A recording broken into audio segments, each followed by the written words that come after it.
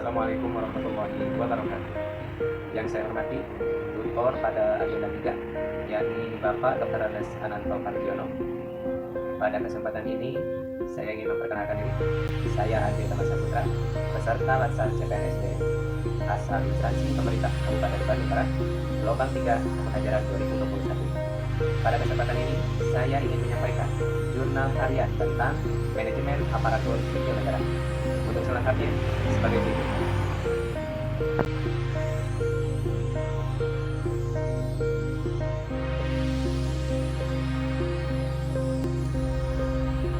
Apa itu manajemen ASN? Manajemen ASN adalah pengelolaan ASN untuk menghasilkan pegawai ASN yang profesional, memiliki nilai dasar, etika profesi, bebas dari intervensi politik, bersih dari praktik korupsi, kolusi, dan nepotisme. Menurut Undang-Undang, aparatur sipil negara terdiri dari 2 kategori. Yang pertama, pegawai negeri sipil atau PNS, dan yang kedua, pegawai pemerintah dengan perjanjian kerja atau P3K. Baik pegawai negeri sipil atau P3K, keduanya berkedudukan sebagai unsur aparatur negara yang menjalankan kebijakan yang ditetapkan oleh pimpinan instansi pemerintah, serta harus bebas dari pengaruh dan intervensi semua golongan dan partai politik. Kedudukan ASN berada di daerah, di pusat, dan di luar negeri. Namun demikian, pegawai ASN merupakan satu kesatuan. Apa sajakah peran ASN?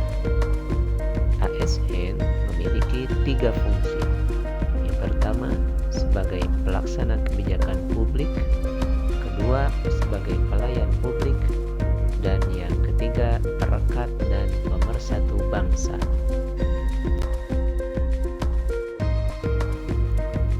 Berikut ini adalah hak dan kewajiban aparatur sipil negara. Sekilas, 2 kategori ASN, baik itu PNS maupun pegawai pemerintah perjanjian kerja ini, seperti memiliki hak yang sama. Namun, sebetulnya ada perbedaan antara PNS dan P3K.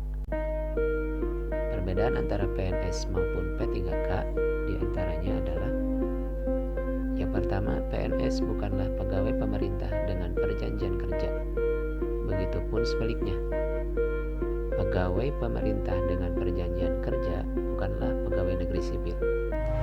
Yang kedua, status PNS adalah pegawai tetap, sedangkan P3K adalah pegawai kontrak.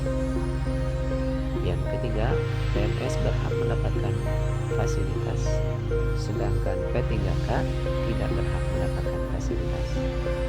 Keempat, masa kerja pegawai negeri sipil sampai pensiun, sedangkan pegawai P3K hanya setahun dan bisa diperpanjang. Dan yang kelima, gaji dan tunjangan P3K sesuai ketentuan yang berlaku bagi pegawai negeri sipil.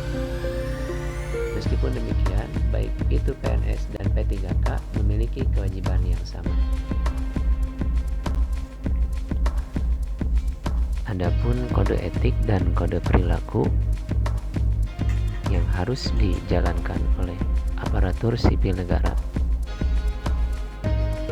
tujuannya adalah untuk menjaga martabat dan kehormatan aparatur sipil negara. Berikut fungsi kode etik bagi aparatur sipil negara. Yang pertama, sebagai pedoman panduan birokrasi publik atau aparatur sipil negara dalam menjalankan tugas dan kewenangan agar tindakannya dinilai baik.